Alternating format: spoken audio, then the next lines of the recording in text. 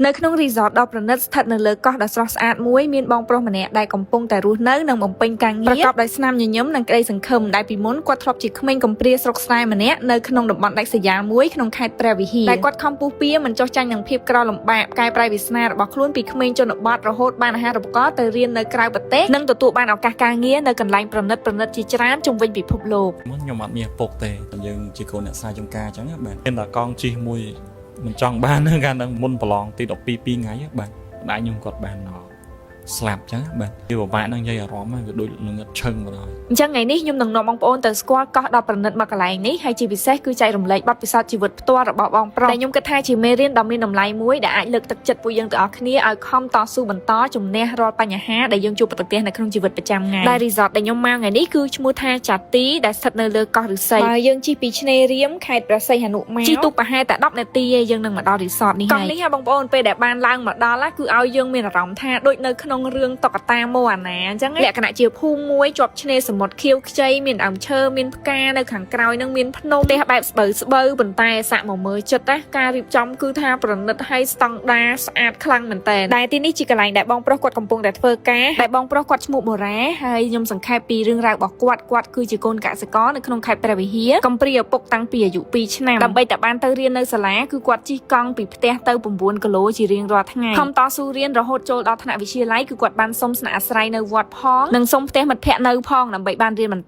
តខំដោះស្រាយបញ្ហាពីមួយទៅមួយដើម្បីតែបានរៀនសូត្រប៉ុន្តែរឿងដែលពិបាកទទួលយកបំផុតក៏បានកើតលើគាត់បន្តទៀតនោះគឺម្ដាយរបស់បងប្រុសបានស្លាប់មុនថ្ងៃដែលគាត់ប្រឡងបាក់ឌុប2ថ្ងៃបងប្អូនកន្លែងនេះគឺខ្ញុំស្ដាប់ហើយគឺក្តុកក្តួលហើយរត់តែមានអារម្មណ៍ស្ញាច់សរសើរចំពោះបងប្រុសដែលគាត់ប្រឹងជំនះមិនតទន់ជាមួយនឹងព្រេងវាសនាយកភាពលំបាកនិងការឈឺចាប់ជាកម្លាំងចិត្តជំរុញឲ្យគាត់ប្រឡងបាក់ឌុបទាល់តែជាប់អញ្ចឹងតើរឿងរ៉ាវជីវិតរបស់បងប្រុសបន្តទៅទៀតនឹងទៅជាយ៉ាងណាគាត់បានបន្តថាបន្ទាប់ពីប្រឡងជាប់បាក់ឌុបហើយគឺគាត់ងងឹតឈឹងតែម្ដងគាត់បានប្រឡងជាប់ចូលមហាវិទ្យាល័យដែរប៉ុន្តែគាត់អត់មានលទ្ធភាពដើម្បីបន្តហើយនឹងអត់មានអ្នកទីពឹងនោះទេអញ្ចឹងដើម្បីបន្តដំណើរជីវិតរបស់គាត់ទៅមុខទៀតគឺគាត់បានសុំអ៊ំស្រីម្នាក់ទៅធ្វើការជាមួយជួយលក់ដូរអីវ៉ាន់ដោយបានប្រាក់ខែមួយខែ200000ស្របពេលនោះគាត់ក៏មិនបោះបង់ការរៀនសូត្រដែរគឺគាត់បានទៅរកកន្លែងដែលគេមានបង្រៀនភាសាអង់គ្លេសហើយនិងកុំព្យូទ័រដោយឥតគិតថ្លៃគឺនៅក្នុងព្រះវិហារសាសនាគ្រឹះមួយអំឡុងពេលនោះគាត់ទទួលបានការលើកទឹកចិត្តពីលោកគ្រូអ្នកគ្រូដែលនៅព្រះវិហារនិងជំរុញខ្លួនឯងឲ្យខំប្រឹងធ្វើការសន្សំលុយហើយជាពិសេសនឹងគឺខំរៀនភាសាអង់គ្លេសដោយគាត់តែងតែជឿជាក់ថាចំណេះដឹងគឺនឹងនាំគាត់ទៅកាន់ជីវិតដែលល្អប្រសើរហើយទីបំផុតការតស៊ូព្យាយាមពិតជាមិនធ្វើឲ្យមនុស្សខកបំណងមែនគាត់ក៏បានប្រឡងជាប់អាហារូបករណ៍សម្រាប់សិស្សខ្វះខាតទៅរៀននៅប្រទេសសិង្ហបុរីមុខជំនាញផ្នែកសន្តាគារមកដល់ចំណុចនេះឯងដែលគាត់បានចាប់ផ្ដើមផ្លាស់ប្ដូរជីវិតរបស់គាត់ឲ្យល្អប្រសើរបន្តិចម្ដងហើយគាត់តែងតែបញ្ជាក់ថាមិនថាទៅណាមកណាភាពឧស្សាហ៍ការតស៊ូព្យាយាមគឺត្រូវតែនៅជាប់ខ្លួនជានិច្ចមិនថាពេលដែលគាត់ទៅរៀននៅសិង្ហបុរីរហូតគាត់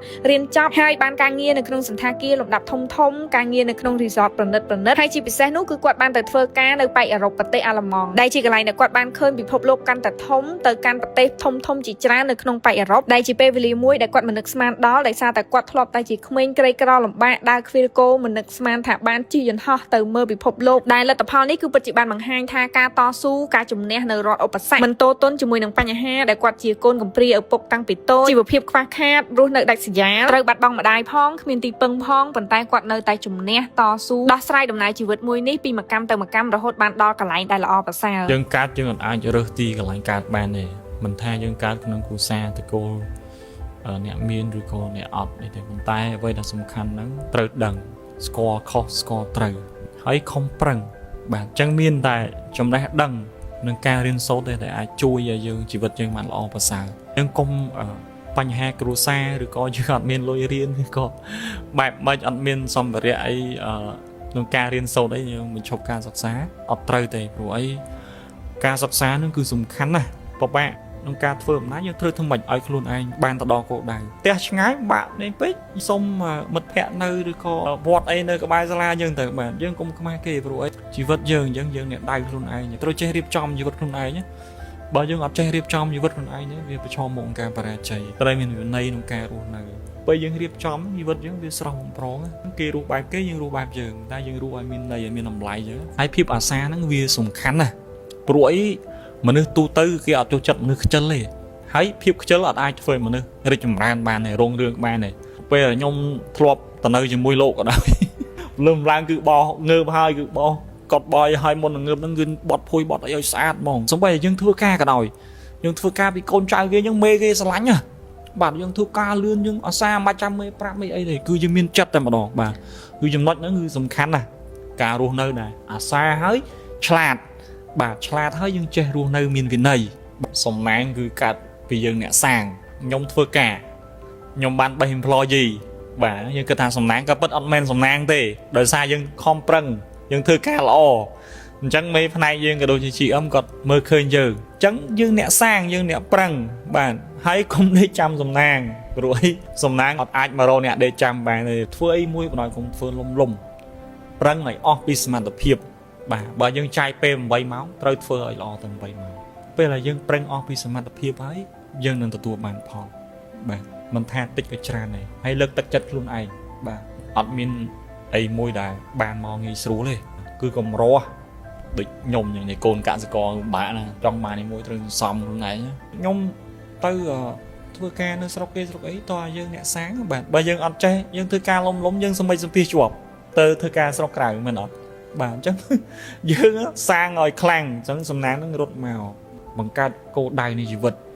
កុំរស់នៅអត់មានគោលដៅទោះបីជាអ្នកធ្លាប់ជួបបរាជ័យរឿងអីក៏ដោយប៉ុន្តែហាមបាក់ទឹកចិត្តពេលវេលាវាអត់អាចនិយាយបានថាយឺតពេលទេគឺអត់មានយឺតពេលទេអញ្ចឹងយើងត្រូវតែរៀបចំជីវិតយើងឲ្យបានល្អ ចឹងចំណេះដឹងភាពឧស្សាហ៍ការតស៊ូព្យាយាមមិនបោះបង់ហើយជាពិសេសនោះគឺការមានវិន័យគឺពិតជាស្ពានចម្លងមនុស្សយើងឲ្យផុតពីភាពលំបាកមិនថាយើងចាប់ផ្ដើមនៅចំណុចណានោះទេចឹងសង្ឃឹមថាវីដេអូនេះបានលើកទឹកចិត្តដល់បងប្អូនទាំងអស់គ្នាដែលកំពុងតែជួបបញ្ហាកុំបោះបង់ជាពិសេសបងប្អូនដែលខ្វះខាតកុំបោះបង់ការសិក្សាហើយសម្រាប់បងប្អូនដែលកំពុងតែធ្វើការនៅកន្លែងណាមួយចាប់ផ្ដើមចាប់យកទម្លាប់ឧស្សាហ៍ព្យាយាមជាគោលធ្វើការបញ្ចេញឲ្យអស់ពីសមត្ថភាពហើយក៏កុំភ្លេចស្វែងរកចំណេះដឹងបន្ថែមដើម្បីបង្កើនសមត្ថភាពឲ្យកាន់តែខ្លាំងជឿថាឱកាសល្អៗនឹងរត់មករកយើងហើយបើមើលវីដេអូនេះហើយមានកម្លាំងចិត្តត្រូវយកកម្លាំងចិត្តនោះបញ្ចេញជាសកម្មភាពនោះទើបយើងអាចកែប្រែជីវិតយើងឲ្យល្អបានពិតប្រាកដរឿងរ៉ាវជីវិតដ៏មានអត្ថន័យនេះក៏សូមអរគុណដល់បងប្រុសបុរាដែលបានចែករំលែកហើយជាពិសេសនោះគឺសូមអរគុណដល់លោកពូអភិបាលខេត្តព្រះវិហារឯកឧត្តមគឹមរិទ្ធីនិងក្រុមគ្រួសារដែលបានផ្ដួចផ្ដើមនិងជ្រោមជ្រែងធ្វើវីដេអូលើកទឹកចិត្តនេះឡើងសង្ឃឹមថាបងប្អូនបានមើលដល់ចប់រៀងវែងបន្តិចមែនប៉ុន្តែមានអត្ថន័យអញ្ចឹងសូមអរគុណសម្រាប់ការតាមដានទស្សនាជម្រាបលា